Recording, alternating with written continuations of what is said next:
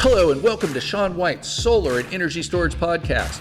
In this podcast, we are going to talk about something very exciting, and I like to call it Radio 690 because every time I get my first glance at Article 690, I do a poetry reading of Article 690, and this time I'm throwing in a little bit more of my commentary than I usually do just because I feel like it.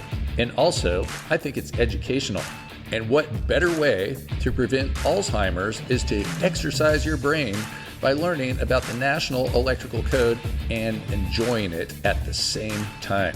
So this podcast is going to be part one of Article 690. So part one is called General. And some of the new exciting things that we're going to talk about is strings. That's right. We can call things strings in the 2023 NEC and be correct. Another thing that is kind of unusual here, it's new to 2023, is Floatovoltaics. So we're going to talk a little bit about floating PV. So let's have some fun and go on with the show. And now the reading. Article 690, that's Solar Photovoltaic PV Systems. Part 1 General 690.1 Scope. This article applies to solar PV systems other than those covered by Article 691. By the way, Sean here, and Article 691 is for the big systems like over 5 megawatts, and also they have to comply with a few other things, but we'll get to that after this article. So we're covering solar PV systems, including the array, circuits, inverters, and controllers for such systems. The systems covered by this article include those interactive with other electric power production sources or stand alone or both. These PV systems may have AC or DC output for utilization. And then one thing I'm going to just say for a note here is it says stand alone with a hyphen there. Stand hyphen alone. And what the NEC means by standalone is it's standing alone. It's not connected to the grid. However, there's some other energy storage standalone definitions where they talk about standalone being a standalone energy storage system, meaning that it's not associated with a PV system. And I've seen some of that in this new IRA, that's the Inflation Reduction Act language. They talk about standalone energy storage systems, and that just means they're not hanging out with a PV system. And the good thing with this new Inflation Reduction Act, I like to call it the Incredible Renewables Act, because that's what it looks like to me, is that before this act, to get the tax credit for an energy storage system, you had to have it by a PV system. And now you don't. And there's some benefits to that, to the grid. Being able to distribute your energy storage in different places on the grid with or without PV systems is a benefit to have that option. Okay, so we're talking about the scope. Pretty much nothing here has changed as far as 690.1 scope. There's a couple of informational notes here, and the informational notes, number 1 and 2, are telling us to look at informational note figure 690.1. And then we have some informational notes here. There's informational note 1 that says to look at some figures, and those are different. Kind of exciting. We're going to talk about that in a second. As soon as I tell you about informational note 2, which says Article 691 covers the installation of large-scale PV electric supply stations. They make it such a long term, large-scale PV electric supply stations. Such a long term that it's kind of hard to remember exactly. Large-scale PV electric supply stations. So now we are looking at some new pictures. Exciting. You might want to even log in to check this out. But let me give you the audio version.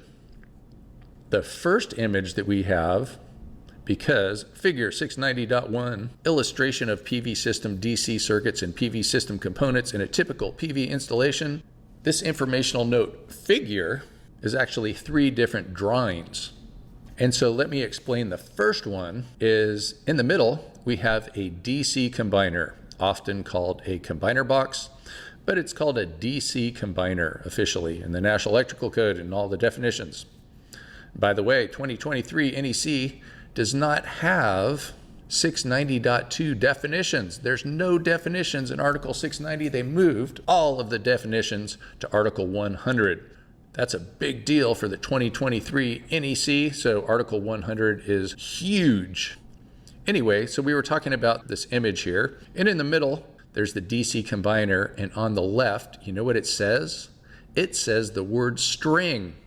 I must have told people a million times that it's not called a string, it's called a PV source circuit. And now this is exactly what it says. PV string circuit or PV source circuit. And we have 4 of these circuits going into the DC combiner. So once again, I'm going to say that again, we can call it a PV string circuit or PV source circuit. So we've always been able to call it a PV source circuit, but now we can also call it a PV string circuit, or how about just a string? And now coming out of the combiner, previously, since the beginning of time, we've called it a PV output circuit. And I've told people that a million times too.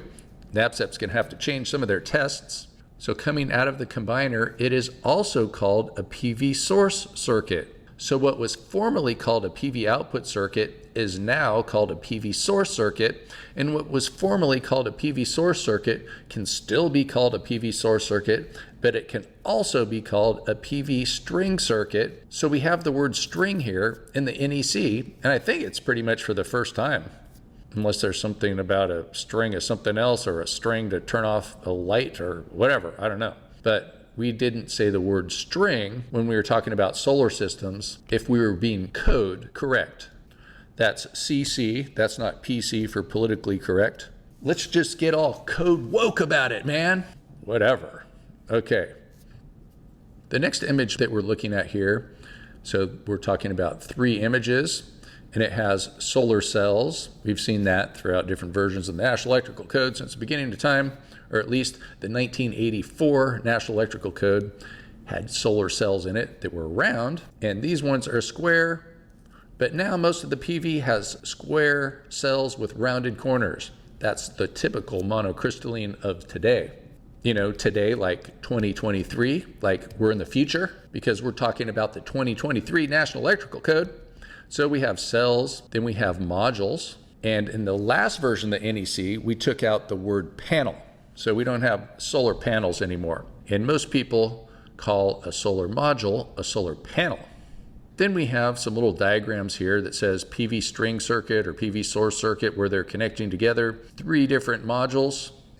And in this particular image, before they were throwing into the image DC to DC converters, which was a little confusing because people weren't putting 3 modules in series onto a DC to DC converter, but they had it in the 2020 NEC, but this is the 2023 NEC.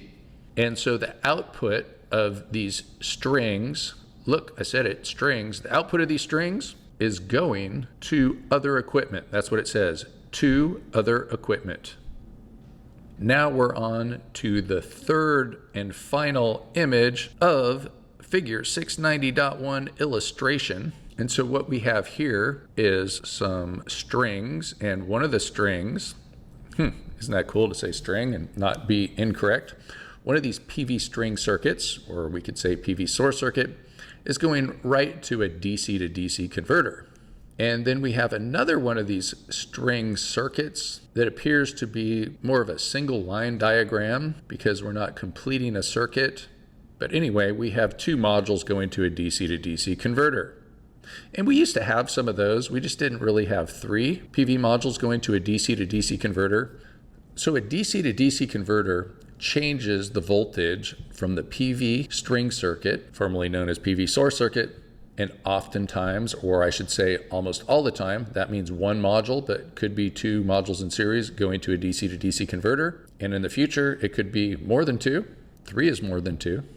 And then there will be a different voltage coming out of that DC to DC converter.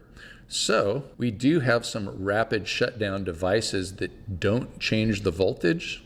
So therefore, it wouldn't be a DC to DC converter. One more thing about this too is there's another term that we use for DC to DC converter when we're talking about internal components to an inverter.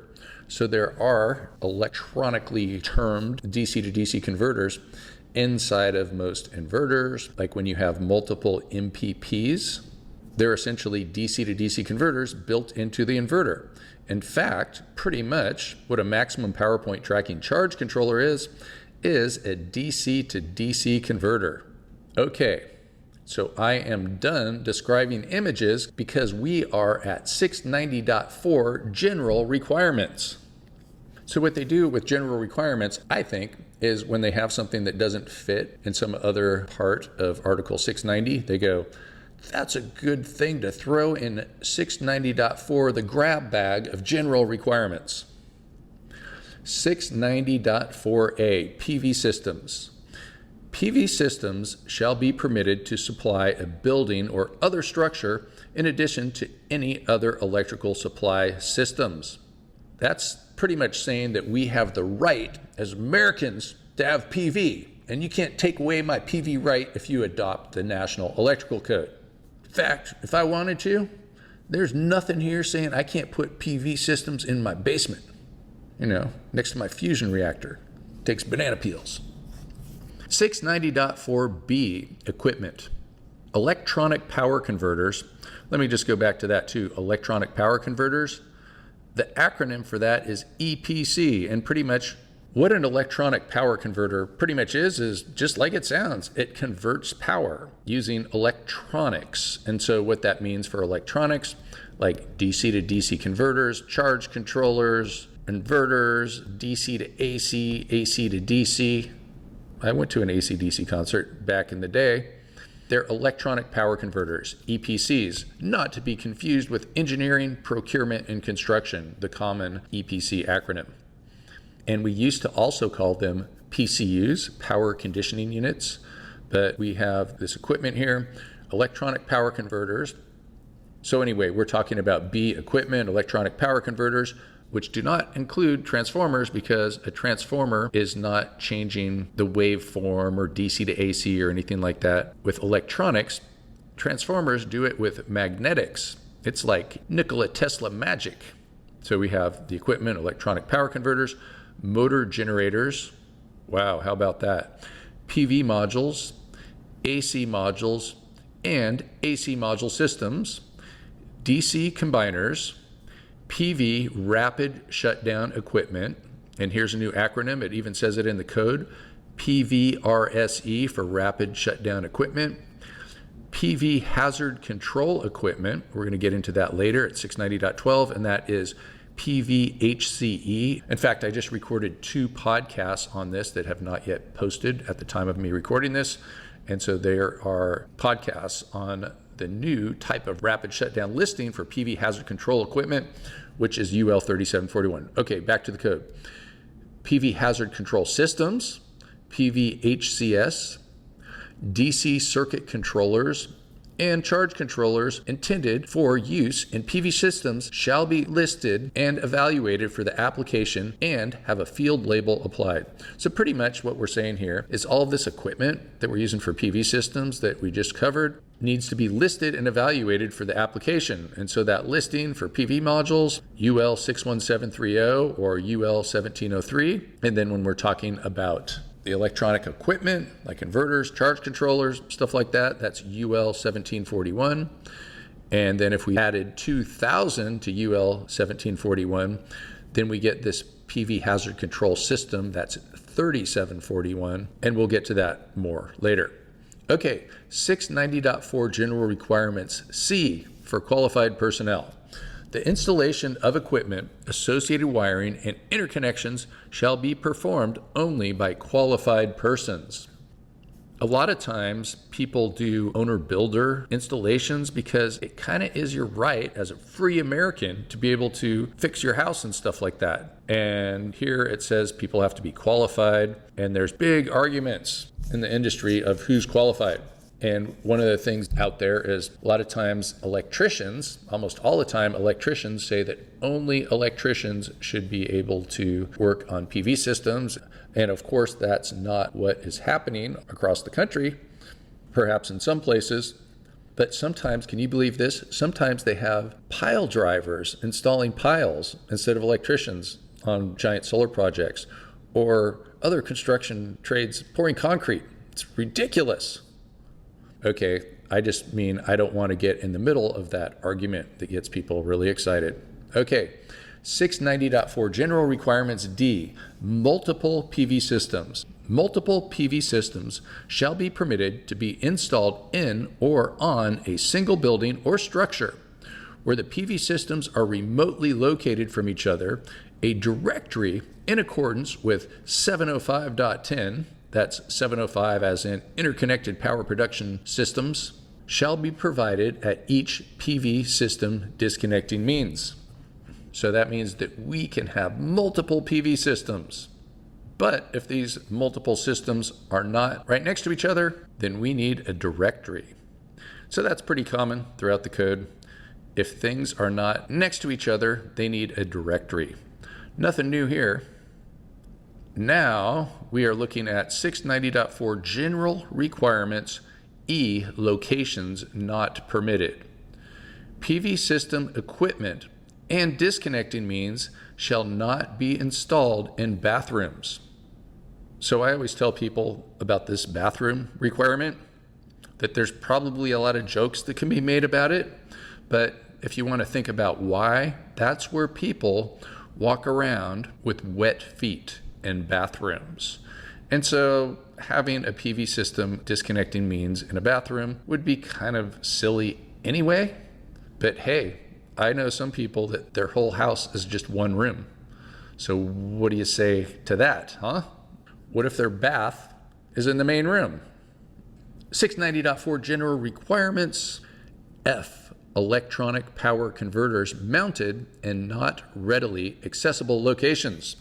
So these electronic power converters and their associated devices shall be permitted to be mounted on roofs or other areas that are not readily accessible. Disconnecting means shall be installed in accordance with 690.15. So I think that's pretty obvious that we have microinverters and DC to DC converters and things that are up on the roof underneath solar modules. I even have a friend that's a roofer that does BIPV, and he puts the microinverters underneath the ridge cap of the roof. And so now we're looking at 690.4 General Requirements G, PV equipment floating on bodies of water. Woohoo! A new one. Exciting. 2023 NEC has a new one in general equipment. And this is what I call floatovoltaics. So PV equipment floating on bodies of water. PV equipment floating on or attached to structures floating on bodies of water shall be identified as being suitable for the purpose and shall utilize wiring methods that allow for any expected movement of the equipment. Informational note: PV equipment in these installations are often subject to increased levels of humidity, corrosion, and mechanical and structural stresses. Expected movement of floating PV arrays is often included in the structural design. I mean, what would happen if your photovoltaics shorted out? Some people call that fission. And now we are on to section 690.6. Yep, we call these things sections within the articles. 690.6, alternating current, AC, modules, and systems. A, photovoltaic source circuits. The requirements of Article 690 pertaining to PV source circuits, hey, should they call it PV string circuits now, shall not apply to AC modules or AC module systems. The PV source circuit conductors and inverters shall be considered as internal components of an AC module or an AC module system. And then 690.6b is output circuit. The output of an AC module or AC module system shall be considered an inverter output circuit. And so one of the things about an AC module is what makes it an AC module is it will have to be listed as a PV module and listed as an inverter. And that listing test that UL or one of these other nationally recognized testing labs when they do the test, they have to be attached to each other, and then it's an AC module. So if you just attach a microinverter to a module, it's not an AC module. You get to ignore the DC wires going into the inverter. Big deal. Okay, that was the end of part 1, and stay tuned for part 2. Thanks for listening to Sean White's Solar and Energy Storage Podcast. To find out more about all of this stuff, about my NAPCEP classes, about my heat spring classes, I even have links to where to get permits done, what version of the NEC different places are on. I have all kinds of stuff at my website. That's solarsean.com. And I spell Sean the correct way, which is S-E-A-N, not like that snowboarder dude that's trying to impersonate me, showing up on my Google search with his wrong spelling of the name. So you spell my name like Sean Penn, Sean Connery, and of course, Sean White, the solar guy. So this is just part 1, and we're gonna get into part 2 very soon. And one more thing is, if you want to learn more about the National Electrical Code, and it is before September 19th, 2022, myself and Bill Brooks are doing a workshop on all of this stuff, on energy storage, on PV, and we're gonna include the 2023 NEC. It's gonna be a lot of fun, and they canceled the last 2 SPIs, that's Solar Power International, and they rebranded it as RE, so I guess that's Renewable Energy Plus. And so I expect it to be kind of big. So come and check it out. I think we have a lot of people signed up. I think they might have a big enough room to fit extra, more than they planned for. So come and check it out. If you can't see it, you can see us the next year. This is actually the 10-year anniversary of my first NEC workshop at SPI. Remember, the first one was in Orlando, Florida, and Bill Brooks wasn't doing it with me. He stuck his head in the door, and I was like, "Hey, Bill, I got a question." He's like, "Yeah, what is it?" And I asked him some question. He's like, "Oh yeah, I wrote that one." It was something about, I don't remember what he wrote, but it was about the NEC. And then after class, I go, "Bill, you want to do this with me next year?" And ever since, we've been doing this together. So 10-year anniversary. And we also do a similar workshop about the National Electrical Code at Intersolar. And so Intersolar, you can check us out there too. And our workshop is going to be on Monday, February 13th in Long Beach, California. And it's okay to go see our workshop multiple times. I remember when I was first learning about solar, I would go see the same thing over and over again. And every time it was presented a little bit differently. And it's just a great way to do things. So check all this stuff out. Go to solarsean.com and we will see you there. Thanks for listening.